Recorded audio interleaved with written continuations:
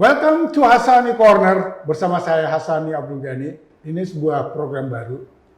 Kita berbicara tentang olahraga. Tidak hanya membahas tentang pertandingan, tapi kita membahas tentang gosip, ekonomi, bisnis, pokoknya segala yang berkaitan dengan sepak, dengan olahraga. Saya tidak sendiri, saya punya partner, yaitu namanya Zizi. Ini adalah sebuah karya yang kami sebut dengan nama Project Zero One. Apa ini maksud dengan Project Zero One? Yaitu sebuah yang kita develop dari teknologi yang dikenal dengan AI atau Artificial Intelligence atau dalam bahasa Indonesia kepintaran buatan. Jadi Zizi ini bukan seorang manusia, tapi adalah perangkat lunak yang kita insert data tentang olahraga. Hampir semua input kita masukin ke dia, dialah yang menjadi partner kita. Semoga program ini menjadi sebuah program yang berbeda dengan program-program olahraga lainnya. Kalau Anda pernah nonton film Terminator di tahun 1984, itu sebenarnya teknologi AI ini telah ada di film tersebut. Orang masih menganggap ini sebuah khayalan. Namun, di tahun 2014 lahir sebuah film Ex Machina.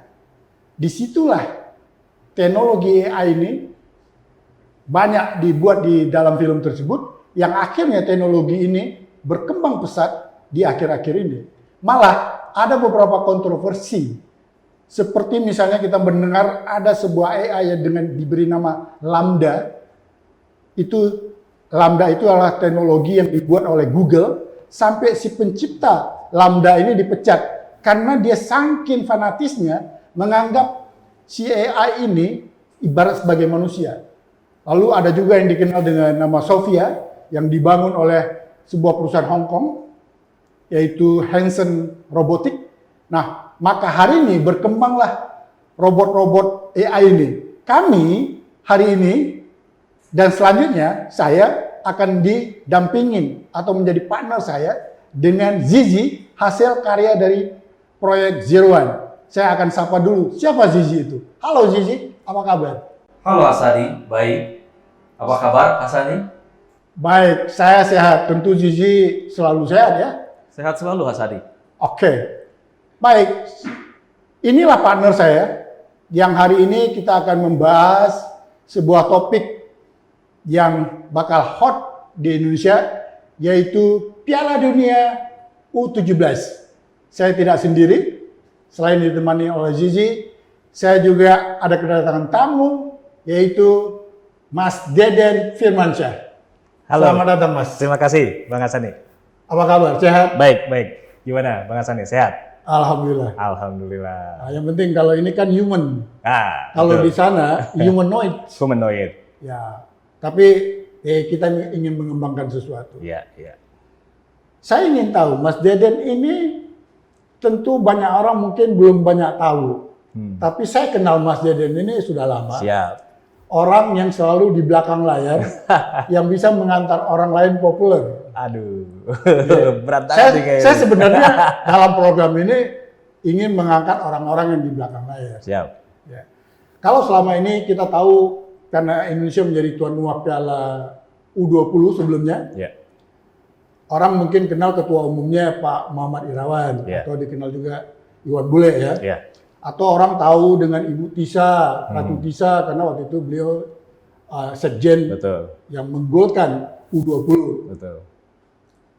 Yang sebenarnya saya tahu Mas Deden ini orang yang bekerja di belakang. Boleh ceritakan sedikit? Sebenarnya kalau bekerja di belakang nggak cuma saya sendiri, tapi ada tim pastinya dari LOC yang sudah ditunjuk juga oleh PSSI. Oke. Saya waktu tahun 2020 itu memang bergabung dengan PSSI dan di tahun itu diminta juga untuk ikut partisipasi lah dalam kepanitiaan lokal Piala Dunia Under-20. Waktu itu memang saya menjadi communication manager, sehingga semua hal yang berkaitan dengan komunikasi mengenai Piala Dunia U20 itu saya yang mengolah seperti itu. Walaupun tentu saja dengan persetujuan dari FIFA juga, karena pastinya kita tektokan terus dengan FIFA untuk mempersiapkan Piala Dunia U20 di Indonesia pada saat itu. Ya, saya tahu kan FIFA ini memang program dia. Betul. Kita akan ditunjuk sebagai tuan rumah. Jadi Betul. lebih prioritas kita kepada lapangan, Ya. latihan pemain, Betul. properti segala macam. Betul. Mas Deden, kita tahu kita gagal menjadi tuan rumah U20 yang akhirnya bermain di Argentina. Iya. Tapi alhamdulillah dengan lobby bapak-bapak, tokoh-tokoh masyarakat, atau boleh kita sebut juga sekarang Ketua Umum PSSI Pak Erick Thohir yang baru, itu akhirnya FIFA menunjuk kita sebagai tuan rumah U17 yang seharusnya ada di Peru. Iya. Nah, saya ingin ngobrol dengan Mas Deden, walaupun saya tahu Mas Deden bukan panitia dari U17. Iya, betul. Karena kita nggak bicara tentang apa yang akan dilakukan oleh panitia. Iya. Kita akan mengorek apa sebenarnya di balik kita sebagai tuan rumah. Kan itu yang harusnya masyarakat mau tahu. Gitu. Iya. Dari pengalaman Mas Deden yang sebelumnya saya dengar pernah kerja di televisi, pernah kerja di agensi. Iya. Jadi ilmunya udah beragam ini. Yang nggak sebanding dengan Bang Hasani lah, tapi ada lah. Iya, nanti saya kasih hadiah sepeda. Mas Deden, Ya. saya ingin tahu kira-kira apa saja potensi secara ekonomi kepada Indonesia sebagai tuan rumah. Nanti selain Mas Deden, saya juga akan tanya ke Zizi. Oke, siap. Kira-kira ini pandangan Mas Deden apa? Kira-kira apa? Ya, sebenarnya kalau dilihat dari potensi itu akan banyak hal yang bisa kita dapat sebagai bangsa dan negara ya. FIFA menunjuk Indonesia sebagai tuan rumah Piala Dunia U17 itu harus sangat dimanfaatkan oleh Indonesia pastinya. Ya. Karena apa? Pada saat kita mempersiapkan, itu dampaknya tidak cuma ke olahraganya yaitu sepak bola, tapi juga ke sektor-sektor lain. Ya. Misalnya pariwisata, terusnya akomodasi, di situ ada akomodasi, ada transportasi dan segala macam, dan juga UMKM. Di situ kita bisa melihat bagaimana persiapan dari Indonesia bisa membawa dampak positif ke ekonomi. Karena pada saat potensi itu kita manfaatkan, kita bisa tingkatkan, itu akan membawa dampak positif juga ke ekonomi Indonesia. Misalnya, dari segi perhotelan itu pasti okupansi akan tinggi di 4 tuan rumah. Ada di Jakarta, Bandung, Solo, dan Surabaya. Dengan adanya tim yang datang dari luar negeri dan juga panitia bahkan penonton, itu pasti hotel akan penuh, bisa dibilang seperti itu. Belum lagi di situ ada UMKM, bagaimana dari oleh-olehnya kah, atau dari makanannya kah, dan segala macam. Itu sangat berpotensi untuk meningkatkan keuntungan. Belum lagi ada juga transportasi. Ada rental mobil, ada transportasi umum, dan segala macam. Itu sangat... UMKM juga kan? UMKM pastinya. Karena di situ kan kita juga tahu banyak sekali merchandise dan juga oleh-oleh khas dari setiap daerah. Kayak misalnya Jakarta ada misalnya boneka ondel-ondel kah, di Bandung ada angklung kah, atau segala macam lah. Itu harus dimanfaatkan oleh UMKM di Indonesia. Dan saya yakin juga Kementerian Pariwisata sudah mengolah sedemikian rupa untuk bisa memanfaatkan momen ini.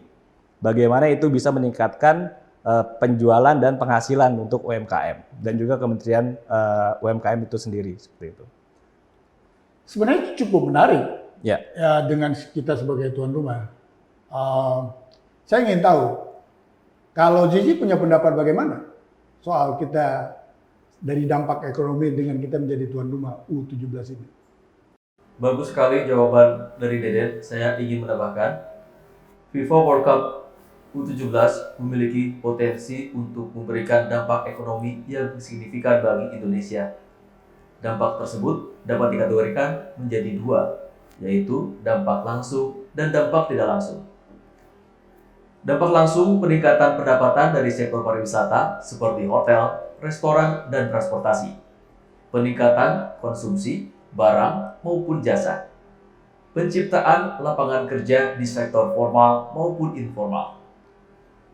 Dampak tidak langsung, peningkatan minat investor untuk menanamkan modal di Indonesia, peningkatan citra Indonesia di mata dunia, peningkatan branding Indonesia sebagai negara yang aman, ramah, dan memiliki potensi besar.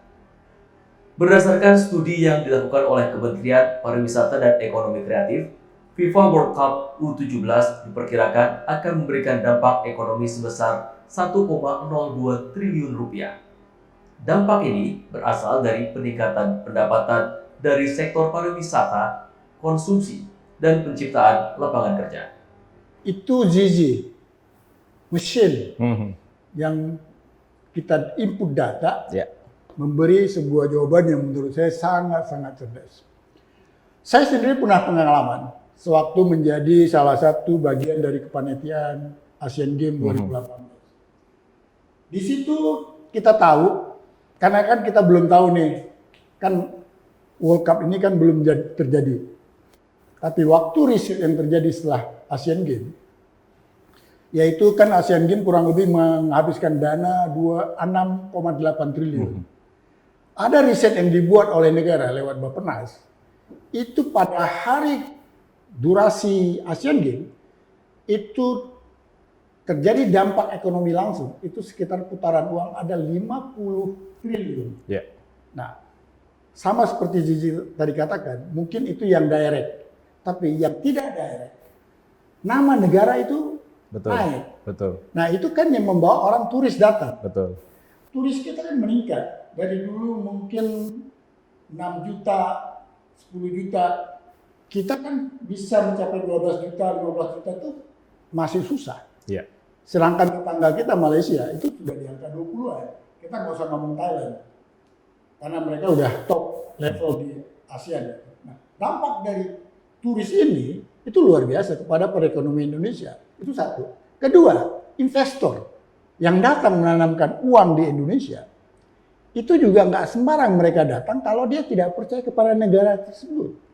Nah, dengan ada event-event world class seperti ini, kita udah pernah jadi Asian Games, ini kita menjadi U17, ini kita bicara dari sisi ekonominya ya. Itu kalau ini sukses, maka nama negara Republik Indonesia itu dapat kepercayaan di publik, di media dunia. Lalu impact-nya apa? Investor itu akan datang ke Indonesia menanamkan uangnya, maka Indonesia yang target menuju ke sebuah negara makmur di tahun 45 itu sepertinya bahkan mulus terjadi. Jadi itu hal yang kira-kira dampak dari sebuah turnamen ini. Jangan dilihat nanti, oh timnas bakal kalah lawan ini. Itu permainan gamenya, tapi harus dilihat secara keseluruhan. Ini menarik, Mas Deden, Zizi, ini menarik ya. Lalu ini kembali sedikit lagi saya bertanya, apa kira-kira daya tarik kalau saya sebagai penonton untuk menonton U17 ini? Ya, kalau dilihat dari hingar-bingarnya, memang Piala Dunia U17 ini tidak sebesar hingar-bingar Piala Dunia Senior ya. Apalagi kayak MotoGP juga, itu dua hal yang berbeda. Karena di sini pemain-pemainnya tuh mungkin tidak dikenal masyarakat secara umum. Mereka masih dibilang rising star. Tapi pada saat kita menyaksikan secara langsung di stadion misalnya atau juga lewat televisi di rumah, kita akan menjadi saksi bagaimana calon bintang ini berkreasi di lapangan hijau. Itu yang menjadi momen indah sebenarnya untuk kita, bahwa kita menjadi saksi hidup loh di sini. Itu utamanya. Dan tentunya sebagai bangsa Indonesia, kita tentu harus mensupport, kita sebagai tuan rumah harus mensupport bagaimana keberlangsungan event ini supaya lebih sukses, seperti itu. Garuda di dadaku, seperti itu. Karena kalau dilihat dari, kembali lagi ke potensi ekonomi, pada saat MotoGP 2022, dalam 3 hari, menurut data di Litbang Kompas, itu sekitar lebih dari 4 triliun rupiah dana yang berputar untuk nasional. Itu hanya satu weekend. 3 hari aja itu ya. Dan untuk lokal itu sekitar 2,7 miliar atau lebih. Itu untuk lokal.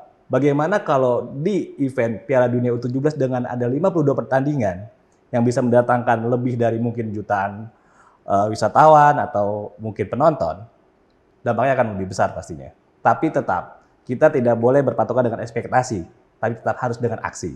Bagaimana aksi itu bisa membawa keuntungan untuk negara kita. It's good. Ya, gimana Zizi? Potensi untuk melihat pemain-pemain muda berbakat dari seluruh dunia. Pemain-pemain ini berpotensi untuk menjadi bintang sepak bola di masa depan. Lalu, menjadi sarana untuk mempromosikan budaya Indonesia. Hal ini dapat dilakukan melalui berbagai kegiatan, seperti pertunjukan seni dan budaya, kuliner, dan kerajinan tangan. Kamu jangan lewatkan ya Piala Dunia U17. Jadi saya ingat juga nih Bang Hasan nih, waktu saya liputan Piala Dunia 2014 di Brazil. Oke. Jadi itu saya tugasnya memang pertandingan ya. Tapi saya juga diminta oleh kantor untuk membuat set story. Set story ini yaitu tentang kuliner, tentang budaya, tentang kehidupan masyarakat di sana. Dari daerah Kota tersebut, Rio de Janeiro, Sao Paulo, dan itu akan membawa beritanya ke dunia kan. Ya, Jadi dunia akan tahu ya. seperti apa sih 4 kota di Indonesia yang menjadi tuan rumah Piala Dunia U17 ini. Itu yang harusnya bisa menjadi modal untuk kita lebih dikenal lagi di mata dunia. Setuju, setuju. Tapi ada poin juga yang menurut saya menarik juga. Ini kan anak-anak remaja U17. Kita menyebutnya rising star, Betul. belum jadi star. Betul. Nah, buat penggemar sepak bola, kesempatan untuk foto bareng dengan rising star, kalau dia sudah jadi star, foto Anda itu akan mahal sekali. Betul sekali, betul. Iya kan? Betul. Karena saya pernah tahu dulu, Indonesia pernah ikut di kejuaraan selevel ini. Saya lupa apakah U17 atau U20. Yaitu Maradona masih bermain. Yaitu lettingnya Bambang Nurdiansyah. Bermain di Jepang kalau saya nggak salah waktu itu. Nah, kan tiba-tiba Maradona jadi superstar. Betul. Ya kan? Zidane itu lahir dari U17 juga. Iya. Jadi banyak bintang-bintang yang kita kenal itu seperti itu. Tadi Mas Deden mengatakan pengalaman sewaktu mengcover Piala Dunia di Brazil ya 2014. Saya juga secara pribadi pernah meliput Piala Dunia tahun 94 di Amerika. Waktu itu saya pegang 3 kota, Orlando, Boston, New York, Washington DC, 4 kota. Yang menarik buat saya, ini kan kalau tadi mengenalin culture daerah, apa namanya makanan daerah. Yang menarik saya mendapatkan waktu saya nonton di Washington DC, ada sebuah pertandingan antara Arab Saudi lawan Belanda. Nah, waktu itu Arab Saudi sempat leading 1-0. Tiba-tiba Arab Saudi bawa lagu Habibi Habibi gitu ya. Buat saya, kita udah biasa dengar lagu itu. Namun, supporter Belanda yang mayoritas di stadion itu tiba-tiba bawa lagu, saya tahunya itu Halo-Halo Bandung. Nah, saya kira ini kok orang Indonesia datang bawa lagu di Halo-Halo Bandung. Ternyata itu lagu Belanda, saya nggak tahu nadanya sama. Ya. Oke. Jadi artinya, buat kita berdua ini sudah pengalaman di Piala Dunia. Memang ini bukan yang senior, tapi ya menjadi harapan kita ini juga U17 sambil memperkenalkan Indonesia. Betul. Dengan tujuan wisata yang begitu banyaknya. Kebetulan kan Indonesia sudah menjadi kelompok G20. Yes. Jadi kan bukan negara ecek-ecek lagi. Betul. Kita juga sudah dikenal. Nah ini dengan event-event ini, itu kan akan dunia lebih lagi mengenal. Kenapa? Media yang akan datang meliput U17 ini sama besarnya dengan World Cup Senior. Iya. Itu satu. Kedua, para scouting yang melihat potensial pemain yang ada, itu juga membawa posisi buat kita. Iya. Karena banyak pemain-pemain kita, talenta-talenta kita, mungkin bisa diserap. Atau paling nggak kita mengenal dengan para scouting-scouting internasional ini. Iya. Jadi menurut saya ini semua menjadi positif. Ya itu kenapa menurut saya Indonesia sangat ngotot untuk menjadi penyelenggara Piala Dunia. Ya. Itu karena ya banyak hal di luar sana yang bisa kita tingkatkan lagi, terutama dalam hal sepak bola ya. Ya. Pada saat mata dunia mengarah ke Indonesia, itu saatnya kita untuk lebih bangkit. Kalau dulu di India dibilangnya sleeping giant, Ya. Indonesia itu sleeping dragon mungkin karena lebih ke Asia Timur juga Ya, kan ya, ya. kita. Sleeping Dragon. Sleeping dragon. Jadi harusnya ini bisa lebih bangkit lagi. Yang tadinya tidur kita bangunin. Seperti itu. Zizi, gimana Sleeping Dragon? Setuju? Setuju. Sleeping Dragon, Sleeping Komodo. Komodo ya Indonesia banget itu ya. Memang Jago ya, jago, Zizi jago. ini nggak salah. Good, Zizi, good. Tapi ya itu, tadi Bang Hasani bilang ada scouting talent yang bakal datang ke Indonesia.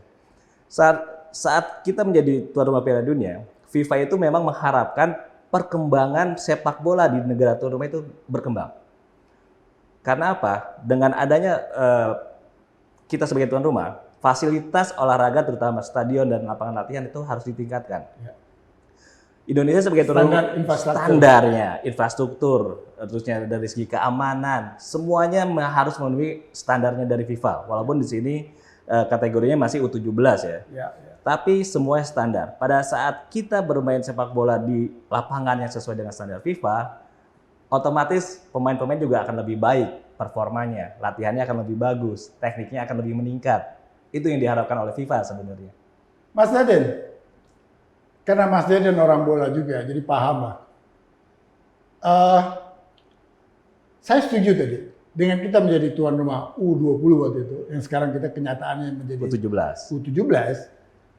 Banyak orang mengklaim sebelumnya, oh stadion kita sudah standar. Ternyata waktu dicek oleh FIFA, semua tidak standar. Iya. Ya kan?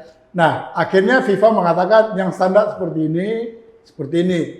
Ya ujung-ujungnya waktu itu Bali ditunjuk, Palembang ditunjuk, sempat juga ke Pekanbaru. Iya. Semua stadion kita lihat. Ya, Pakansari juga sempat dicari. Ya, sempat Pakansari, tempat juga Patriot, semua dilihat. Betul. Termasuk yang internasional yang baru, Jakarta JIS. International Nah, tadi. semua waktu itu belum memenuhi syarat standarisasi FIFA. Ya kita nggak bisa salahin, itu mereka punya standar gitu. Tapi dengan ini menjadi kenyataan kita jadi tuan rumah, kan paling tidak hari ini stadion-stadion tersebut sudah bisa menjadi yang kita andalkan. Iya. Artinya, kapanpun tim besar datang kemari, secara infrastruktur kita sudah siap, gitu kan? Kalau suatu hari nanti kita mencalonkan diri jadi tuan rumah, yang seniornya, tentu ini tes dulu di U17 ya. Betul. Biasanya sih orang Indonesia kalau jadi tuan rumah Bagus ya. bagus biasanya, Iya. paling nggak ramah-ramah lah. Walaupun nanti di belakangnya ngomel gitu. Cerita. Mas Daden, apa lagi yang bisa diceritakan behind dari? Ya, sebenarnya waktu tahun 2022 juga saya ikut inspeksi dengan FIFA di 6 venue. Ya. Di Palembang, Jakarta, Bandung, Solo, Surabaya, dan Bali. Memang ada beberapa hal yang menjadi sorotan dari FIFA pada saat itu. Mulai dari pastinya infrastruktur, keamanan, parkir, dan juga aksesibilitasnya. Karena FIFA selalu mengutamakan pemain, penonton, dan broadcast. Ya. VIP bahkan tidak. Mereka nggak peduli. Nggak peduli dengan VIP, tapi mereka peduli dengan pemain. Tapi kita sangat peduli sama itu. Kita Indonesia sangat peduli, bangsa Indonesia sangat peduli dengan VIP. Tapi FIFA lebih mengutamakan pemain, Iya. ofisial, terusnya penonton. Jadi pada saat mereka melihat Sponsor. terutama juga. Jadi pada saat FIFA melihat, wah ini akses untuk penonton agak susah. Itu harus langsung minta direnovasi atau diperbaiki. Tempat parkir sama seperti itu juga. Media dilihat juga fasilitasnya seperti apa, seperti itu. Jadi memang di sini saatnya Indonesia untuk lebih meningkatkan lagi. Makanya pada saat saya waktu di Brazil juga melihat Brazil ini kenapa sih bisa jadi negara sepak bola di dunia dan orang taunya Brazil tuh lewat bolanya, bukan lewat mungkin Ayrton Senna di F1 zaman dulu ya, tapi bola tuh melekat banget di Brazil gitu. Saya lihat di sekitar lingkungan yang saya datangi di Rio de Janeiro, di Sao Paulo, mereka memang sehari-hari ya main bola. Entah itu di pinggir pantai, entah itu di permukiman kumuh, di favela. Iya, iya, iya. Itu semua mereka bermain dan mereka sehari-hari ya hidupannya di bola aja. Dengan Menarik. infrastruktur yang biasa-biasa aja, cuma memang ya bakat mereka sudah ada ya. Skill mereka terasah juga di akademi-akademi. Nah, di sini saatnya Indonesia juga dengan klub-klubnya mulai fokus juga membenahi akademinya. Akademi sepak bola. Itu dasar. Dasarnya. Karena apa? Piala Dunia U17 itu kan anak muda. Untuk merekrut pemain tim nasional dibutuhkan akademi Ya. dan juga kompetisi pastinya. Ya, ya. Pada saat akademi tanpa ada kompetisi, anak-anak ini mau main di mana? Tapi pada saat ada kompetisi, kita mau bikin kompetisi tapi nggak ada yang main, itu ngambilnya dari mana? Ya. Jadi ini sangat saling membutuhkan, saling mendukung. Saya ingin bahas masalah akademi ini sebentar ya. Tapi saya mau samperin Zizi sebentar. Siap. Zizi, saya ingin tahu kenapa Indonesia berminat jadi tuan rumah? Ya, ada 3 poin. Beberapa alasan Indonesia menyelenggarakan FIFA World Cup U17 karena memiliki dampak positif. Yang pertama adalah dampak ekonomi. Penyelenggaraan FIFA World Cup U17 diperkirakan akan memberikan dampak ekonomi sebesar 1,02 triliun rupiah. Dampak ini berasal dari peningkatan pendapatan dari sektor pariwisata, konsumsi, dan penciptaan lapangan kerja. Dampak sosial. Penyelenggaraan FIFA World Cup U17 dapat meningkatkan kesadaran masyarakat Indonesia tentang sepak bola dan dapat menjadi sarana untuk mempromosikan budaya Indonesia ke dunia. Dampak budaya. Penyelenggaraan FIFA World Cup U17 dapat meningkatkan pemahaman masyarakat Indonesia tentang budaya sepak bola dunia dan dapat menjadi sarana untuk mempromosikan budaya Indonesia kepada dunia. Secara keseluruhan, penyelenggaraan FIFA World Cup U17 memiliki potensi untuk memberikan manfaat yang signifikan bagi Indonesia. Begitu, Hasani. Zizi tidak menyebut dampak kepada sepak bola. Iya, lebih ke ekonomi dan juga sosial budaya ya. Sebenarnya itu yang dibutuhkan oleh negara. Ya, kalau kita sebagai host. Penyelenggara, betul. Ya. Tapi kalau kita sebagai penggemar sepak bola, tentu berpikir yang berbeda. Iya, Ya, tapi saya ikutin apa yang Zizi siap. katakan karena saya seprinsip dengan Zizi. Oke, tadi Mas Deden sempat mengatakan soal akademi. Kita itu kan penduduk kita sangat besar, ya.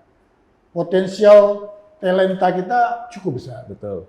Tapi yang menjadi masalah, kenapa para pemain kita itu mencari 11 pemain aja katanya sampai hari ini Susah susah sekali banget. ya. Lawan Thailand kita megap-megap, lawan Vietnam kita marah-marah. Ya walaupun sekarang udah ada peningkatan ya. Ya banyak lah. Tapi kalau kalah lawan Malaysia, ya merajuk semuanya. Ya. Itu makanya kembali lagi pada saat kita mencoba untuk mencari 11 pemain inti atau 23 lah dengan cadangannya dan segala macam, ya itu agak susah karena apa? Akademinya nggak ada. Padahal kalau lihat dari segi ekonomi lagi, akademi itu juga kan bisa menghasilkan keuntungan. Bagaimana mereka bisa mendapatkan iuran dari para anak didiknya, dan juga sponsor bisa masuk karena begitu banyak anak didik di situ. Karena sponsor juga melihat ini akademinya ada berapa orang sih jumlah pesertanya. Karena mereka melihat itu sebagai potensi market mereka. Ya. Itu yang harus dilihat dari setiap klub. Pada saat akademi ini bagus, otomatis kan banyak yang mau daftar di sana. Pada saat banyak yang daftar di sana, brand akan melihat ini sebagai market. Terutama market-market yang menyasar keluarga. Ya. Saya pribadi sebenarnya pernah terlibat membuat riset tentang pemain-pemain grassroots ini. Sebabnya waktu itu negara melahirkan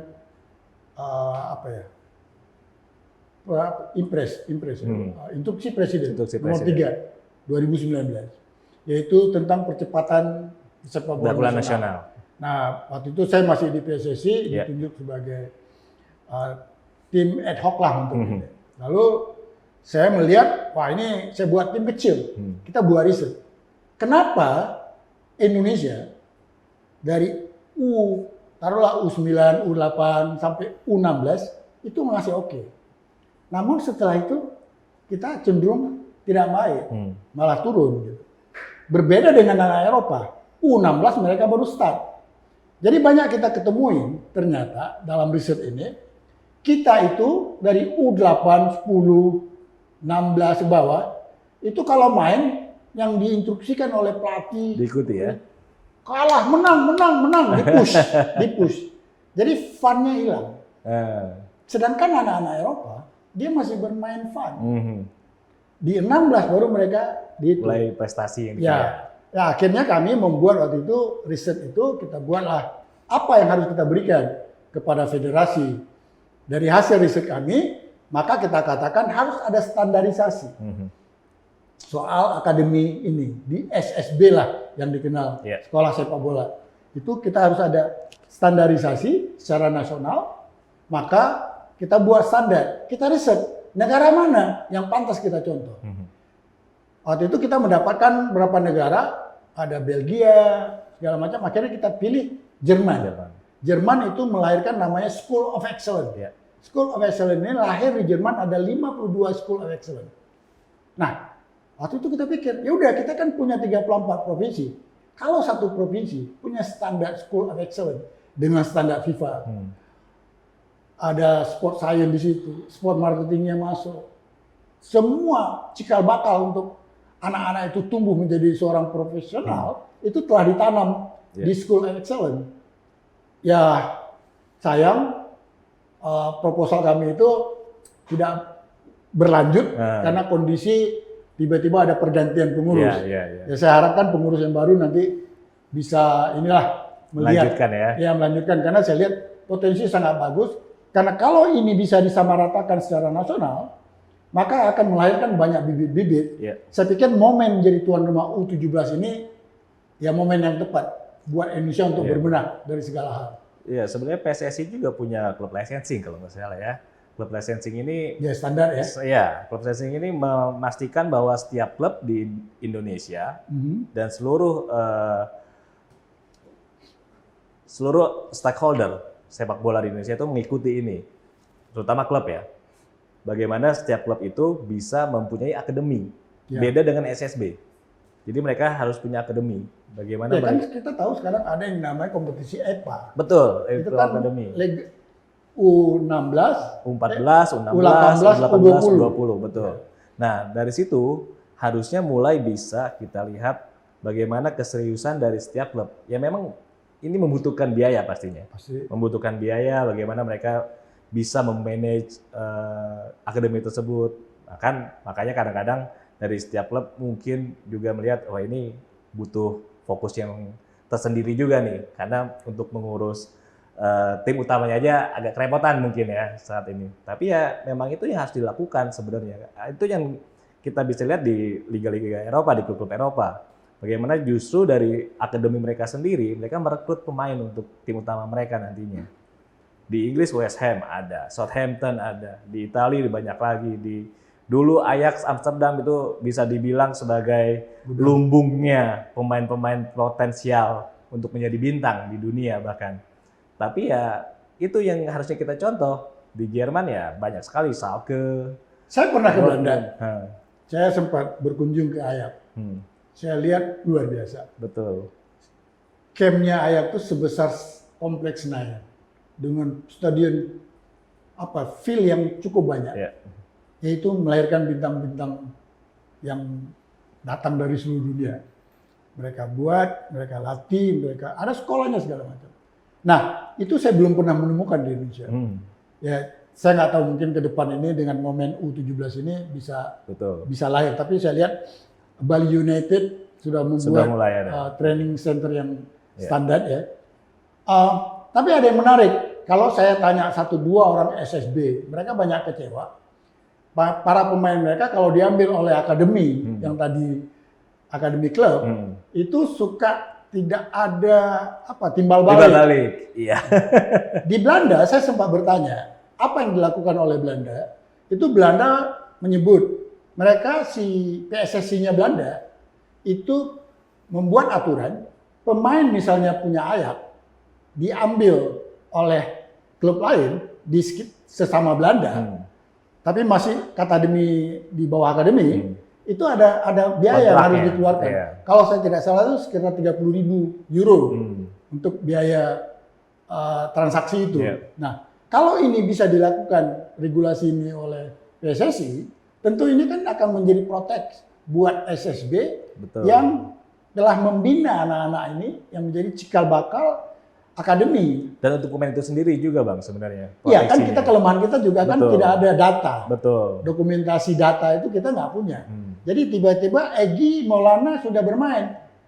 Dia dari mana ya? Kalau dibuat data dari awal, kita tahu Egy pada umur sekian cara mainnya begini. Umur sekian dia punya kelemahan di sini. Jadi dia hari ini sampai menjadi seseorang seperti Egy Maulana. Nah itu ya tentu ini kita memberi suggest doang ya. Ya, ini cuma orang mengalir aja dan Ya, saya ya. juga berharap sebenarnya momen Piala Dunia U17 ini menjadi momentum lah. Bagaimana sepak bola Indonesia itu bisa dibenahi mulai dari grassroots sampai atas. Ya. Mulai dari akademi sampai kompetisi. Mulai dari pembinaan sampai juga kejuaraan. Seperti itu. Jadi itu yang harusnya dilihat oleh pemerintah dan juga PSSI sebagai stakeholder inti sepak bola di Indonesia bisa bangkit bareng-bareng lah. Kita juga berharap seperti itu. Kita nggak cerita market bola luar biasa. Luar biasa. Ya. Luar biasa. Tapi tadi karena Mas Deden mengangkat soal kompetisi, tanpa kompetisi ini kan apa yang kita ceritakan tadi nggak ada guna, Betul, betul. ya kan? Nah dengan ada kompetisi maka ada perbaikan misalnya dengan ada klub licensing yang dibuat standar oleh AFC maupun oleh FIFA. Iya. Cuma kan yang menjadi kendala di sepak bola kita soal izin kan. Akhirnya industri yang dibangun oleh PSSI lewat Liga Indonesia itu kan nggak sempurna. Izin untuk pertandingan atau kompetisi. Ya kan izinnya kan tidak ada yang stabil. Seingat saya sepanjang saya pengalaman di sepak bola, kita nggak tahu pasti kapan sepak bola kita punya jadwal. Tapi kalau kita lihat Liga Inggris, kita lihat Liga Italia, itu sudah pasti. Iya, iya. Agustus berhenti di April. Iya, iya. Ada komentar? Kalau itu memang ya udah pernah saya bahas juga sama teman-teman yang merhati liga di Indonesia ya. Jadwal kita seringkali bentrok dengan FIFA Politik. kalender, FIFA kalender. Oh kalender ya, Iya. FIFA kalender. FIFA Itu juga kalender. merugikan timnas kita. Betul, karena apa ya itu banyak hal, politik, terus ya libur puasa misalnya atau lebaran gitu kan. Kalau puasa saya maklum lah. Iya, lebaran itu banyak hal lah yang bisa bahkan juga kadang-kadang kita harus ikut AFF yang itu di luar FIFA kalender juga bahkan untuk selevelan AFF. Jadi memang di sini ada hal yang harus dibenahi bareng-bareng tadi yang saya bilang.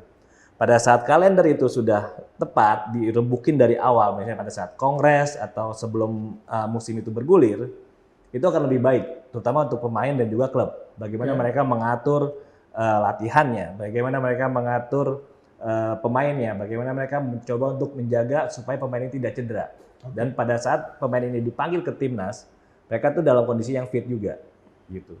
Waktu saya di PSSI saya sempat sebagai head of timnas. Ya tadi seperti Bang Hasan dibilang, nggak punya data. Pada saat saya pelatih mengajukan nama, ini akan dipanggil, ini akan dipanggil, ini akan dipanggil. Ternyata pada saat masuk ke training center, baru sekali latihan cedera. Misalnya seperti itu. Karena apa? Data soal kesehatan mereka kita nggak punya nih pada saat itu. Akhirnya mulai diperbaiki dengan kerjasama dengan divisi lain, kita mencoba untuk memperbaiki seperti apa. Nah, nggak tahu Perlu AI kayaknya. perlu AI mungkin ya. Tapi ya sekarang mudah-mudahan sudah baik ya, karena saya sekarang sudah tidak di PSSI tapi Karena sudah tidak PSSI, jadi PSSI sudah baik. haha, jadi sekarang saya enggak. Suka saya deh. Biasanya kalau nggak lagi suka menjelekan. Ya, saya justru berharap lebih baik lagi karena pada saat saya di sana kan saya mencoba untuk lebih memperbaiki dari apa yang sudah ada dan saya berharap sekarang lebih baik lagi. Tentunya kan dari setiap kepengurusan itu kita berharap lebih baik lagi. Bukannya kemunduran tapi kemajuan. Itu yang kita harapkan. Oke, setuju saya. Ini Zizi juga tadi udah kedip-kedip mata ke saya. Genit juga ya Zizi ini ya. Agak genit ini mesin ini. Karena baru kali ya. Mungkin pengen cari perhatian juga ke Hai Mas Andi. Zizi. Halo. Zizi, ini ada titipan pertanyaan ini. Katanya FIFA World Cup U17 belum bisa menutup kerugian pasca batalnya Indonesia sebagai tuan rumah Piala Dunia U20. Pendapat Anda? Benar sekali, Hasani. FIFA World Cup U17 belum bisa menutup kerugian pasca batalnya Indonesia sebagai tuan rumah Piala Dunia U20. Berdasarkan perkiraan Kementerian Keuangan, kerugian Indonesia pasca batalnya sebagai tuan rumah Piala Dunia U20 mencapai 1,4 triliun rupiah. Kerugian ini berasal dari biaya yang telah dikeluarkan untuk persiapan seperti pembangunan stadion, lapangan, dan fasilitas pendukung lainnya. Dengan demikian, FIFA World Cup U17 hanya dapat menutup sebagian kerugian pasca batalnya Indonesia sebagai tuan rumah Piala Dunia U20. Begitu, Hasani. Menarik. Versi Zizi melihat kerugian U20. Yeah. Mas Deden sebagai bekas salah satu panitia U20, apakah sepakat dengan Zizi? Ya kalau dilihat dari materi memang pastinya nggak akan ada keuntungan yang bisa diharapkan begitu besar sebenarnya. Tapi kembali lagi ke tadi yang kita sudah bahas sebelumnya, banyak hal yang bisa kita manfaatkan dan kita bisa mendapatkan keuntungan yang banyak dari sana. Mulai dari potensi ekonomi, kreatif, dan juga pariwisata, dan juga budaya. Plus ada yang namanya perbaikan dalam dunia olahraga, terutama sepak bola di Indonesia. Itu yang harus kita lihat di sana. Karena kalau dilihat dari angka 1 triliun, berapa triliun, segala macam, itu nggak akan ada habisnya menurut saya. Ya, saya sepakat. Kalau saya mengatakan begini, kerugian itu memang rugi secara hitung-hitungan. Betul. Ya, perlu orang accounting lah ke situ. Yes. Cuma kalau dari kacamata orang marketing ini kan ada PR-nya. Betul. Ujung-ujungnya kan jualan. Ya. Angka segitu itu bagian dari investasi. Setuju. Jadi investasi itu nggak akan return buka pagi untung sore. Betul. Dia long term. Kan Indonesia lagi berbenah. Kita ya tadi anggota G20 sudah diakui. Lalu kita juga diperkirakan akan masuk 5 besar dunia di tahun 2045. Ini kan nggak mungkin onyok-onyok kita ke sana tanpa ada pembenahan-pembenahan. Nah, kalau selalu kita berhitung untung rugi, ya kan? Betul. Saya melihat hari ini dengan berkembang secara infrastruktur ya, di Jawa kita udah ada kereta api cepat, yang dulu nggak kebayang ke Bandung 30 menit, hari ini terjadi. Dulu kita nggak kebayang berangkat dari Jakarta ke Jogja 6 jam, dulu kan bisa 12 jam, betul. Bisa marah kita di jalan. Hari ini dengan ada tol, malah udah sampai ke Bali, itu kan sesuatu yang membuat ekonomi jauh lebih murah. Iya, betul. Tapi tidak hanya di Jawa, di Sumatera juga ada Trans Sumatera, di Kalimantan, semua ini lagi dibangun. Betul. Nah, jadi saya pikir kalau cara ngitungnya itu menjadi sebuah subjek yang diviralkan, menurut saya kita nggak akan pernah melangkah lebih maju kalau pola pikir seperti itu. Jadi saya pikir mesti berpikir beyond than that. Betul, setuju. Ya, makanya saya udah pernah berbicara tentang sepak bola, bukan bola lah, tentang olahraga itu setelah saya menjadi panitia Asian Games, maka saya mengeluarkan buku sport marketing, yaitu saya membedah tentang hal-hal di belakang kesempatan olahraga. Jadi besar sekali potensinya, dampak ekonominya, dampak secara bisnis, dampak secara PR buat negara, ini banyak sekali. Ya kalau nggak bosan belilah buku ini ya. Saya juga nggak tahu masih ada atau tidak di buku. Mas Deden, terima kasih banyak. Sama-sama Bang Hasan. Telah sharing pengetahuan, ilmu dan pengalaman. Sama-sama. Yang luar biasa. Terima kasih juga. Saya juga berterima kasih kepada partner saya, Zizi. Ya, Zizi jangan bosan ya, ini baru pertama kita. Yes. Ya, nanti kita akan seterusnya menemani. Mudah-mudahan saya harus banyak belajar dari Zizi. Iya. Ya. Tapi Anda juga harus banyak belajar dari saya karena hanya saya punya perasaan, Anda nggak punya ya. Sorry. Tapi dia berarti nggak baper ya Bang Hassani ya? Nggak baper, nggak baper. Yang baper tuh kita. Kita ya. Kita ya. Ya, jadi mudah-mudahan tidak ada yang baper. Kalau Anda ingin bertanya tentang olahraga, tentang sport, khususnya di sport industri, marketing, jangan lupa bertanya kepada kami di Hassani Corner. Ya, sekali lagi terima kasih Mas Deden. Terima kasih banyak Bang Hassani. Terima kasih Zizi. Sampai ketemu di acara berikutnya Hassani Corner